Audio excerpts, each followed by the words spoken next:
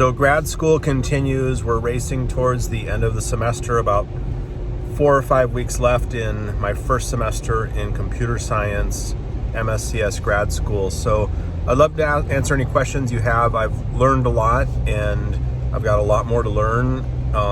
There was kind of a warning at the beginning of the semester from professors that it'll start light and it'll get a lot harder later in the semester. And it didn't start light. In my opinion, it started heavy. So I thought, well, that's great. Maybe this is the heavy point and it'll just stay level, or maybe it really will get harder, which how could I ever do more than I'm doing? And guess what?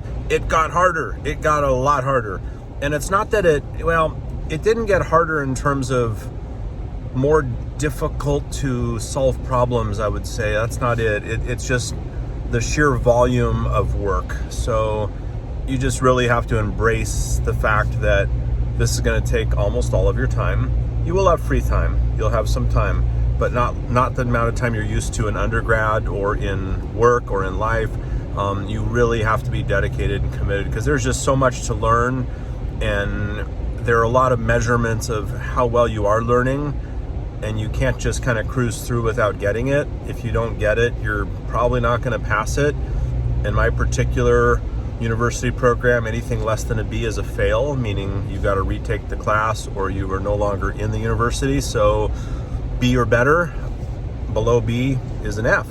It's not passed. You're out. You can't be in. You got to repeat the class and hope they'll let you stay in, and you go into this kind of academic probation situation, which is not ideal, and you don't qualify for various types of opportunities, and it's just not good.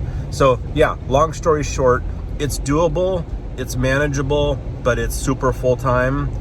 If you look at it as something to do on the side while working, I think it's possible if you've got a really strong STEM background.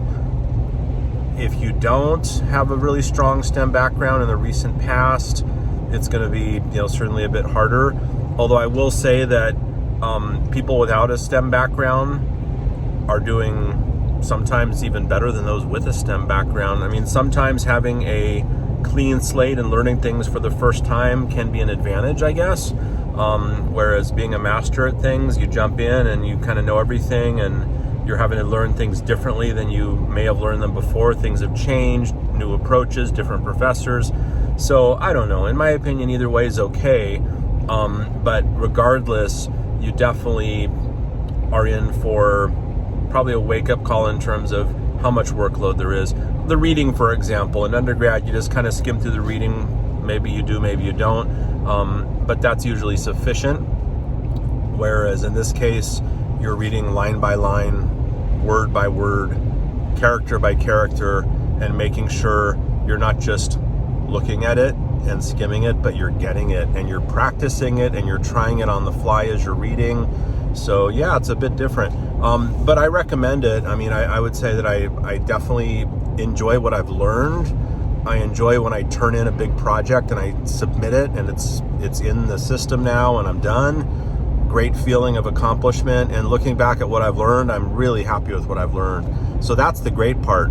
The part that I dread is looking forward into what I have to do today and tomorrow and next week and the week after and so on. So for example, I've got 4 or 5 weeks to finish a major project, which is a semester-long project, which nobody really seems to start until the last 4 or 5 weeks, when everybody, including the professors, start to panic going, nobody started yet. How are you going to finish? This is supposed to take months and you've got weeks left. So I'm facing that.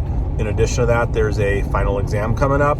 In addition to that, there is massive amounts of reading because it's kind of catch-up time. The professors were pretty flexible when people started getting behind. They gave kind of a pass and extended some of the topics a little bit to give people more time. Some of the more difficult, complicated topics, for example, logic in discrete structures.